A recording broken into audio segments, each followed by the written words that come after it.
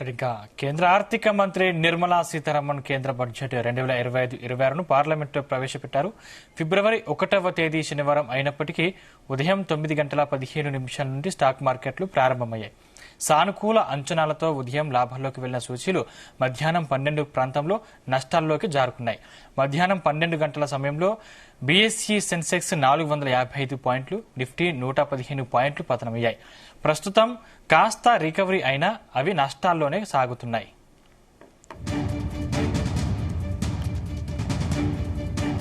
ఇదే అంశానికి సంబంధించిన మరింత సమాచారం మా బిజినెస్ కరెస్పాండెంట్ రవిప్రసాద్ అందిస్తారు. రవిప్రసాద్.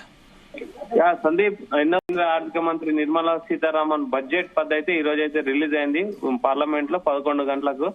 అండ్ ఆమెకి మొత్తం ఓవరాల్ చూస్తే 8వ బడ్జెట్ అండ్ ప్రధానమంత్రి నేతృత్వంలో అయితే ఇది 3వ బడ్జెట్ అని చెప్పాలి. ఎన్డీఏ ప్రభుత్వానికి అయితే ఇది 2వ బడ్జెట్. అండ్ ఓవరాల్ గా చూసుకుంటే మార్నింగ్ ఈ రోజు సాటర్డే అయితే స్టాక్ మార్కెట్ ఉండదు, కాకపోతే ఓన్లీ బడ్జెట్ కోసం అని చెప్పి స్పెషల్ గా శనివారం రోజు కూడా స్టాక్ మార్కెట్ అయితే 9 గంటల యాజ్ యూజువల్ టైమ్ 9:15 అయితే స్టార్ట్ అయిపోయింది. స్టార్ట్ అవ్వడం అయితే కొంచెం పాజిటివ్ గానే స్టార్ట్ అయిపోయింది. కాకపోతే మెల్లగా బడ్జెట్ స్టార్ట్ కాగానే మెల్లగా కొంచెం డౌన్ ట్రెండ్ లోకి అయితే ట్రెండ్ అయిందని చెప్పొచ్చు. ప్రజెంట్ మనం చూస్తుంటే సెన్సెక్స్ వచ్చేసి 347 పాయింట్లు డౌన్ అయిపోయి 77,151 పాయింట్ల దగ్గర ట్రేడ్ అవుతుంది. నిఫ్టీ 50 వచ్చేసి 146 పాయింట్లు అయితే డౌన్ అయిపోయి 23,361 దగ్గర అయితే ట్రేడ్ అవుతుంది. బ్యాంక్ నిఫ్టీ ఇవన్నీ అయితే మొత్తం కంప్లీట్ డౌన్ ట్రేడ్ లోనే ట్రేడ్ అవుతున్నాయి స్టాక్ మార్కెట్లు. అంటే విషయం ఎందుకు ఇలా అవుతున్నాయంటే ముఖ్య కారణం అంటే బడ్జెట్ నడిచే టైంలో అయితే ఏది క్లారిటీ రాదు. అంటే వాళ్ళు స్టార్ట్అప్లకు అండ్ ఎంఎస్ఎంఈ కంపెనీలకు అయితే వరాలు ఇస్తున్నట్టు చెప్తారు, అందులో కీ పాయింట్స్ మాత్రమే చెప్తారు. కానీ ఏ సెక్టార్ కి ఎంత ఇస్తున్నారు, ఏం చేస్తున్నారు అనేది మొత్తం క్లారిటీ అయితే రేపు క్లారిటీ వస్తుంది. అప్పటి వరకు అయితే మార్కెట్ అయితే అనిశ్చితిగానే ఉంటుంది.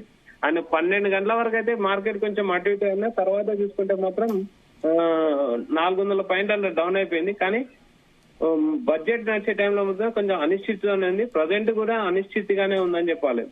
మా కేంద్రం బడ్జెట్ లో అయితే 12 లక్షల వరకు ట్యాక్స్ స్లాబ్ లో అయితే 0 అని ఒకటి అనౌన్స్ చేసింది. దానివల్ల ఏంటంటే కొంచెం ఐటీ అంటే ఈ సాఫ్ట్వేర్ సంబంధించిన కంపెనీలు అయితే కొంచెం బూస్టప్ గా ఉంటాయి. ఓవరాల్ మార్కెట్ ని చూడకూడదు ఇప్పుడు, కానీ సెక్టార్ వైజ్ చూసుకుంటే మాత్రం కొంచెం ఎఫ్ఎంసీజీ సెక్టార్ అయితే కొంచెం బాగా కొంచెం పుంజుకుంది. మిగతా సెక్టార్లు అంటే అంతగా అయితే ఏం లేదు.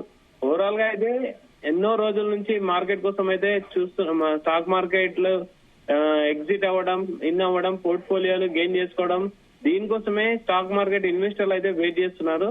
ఆ రోజైతే రానే వచ్చింది.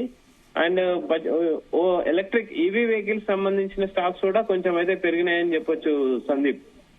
Right, thank you Ravi Prasad.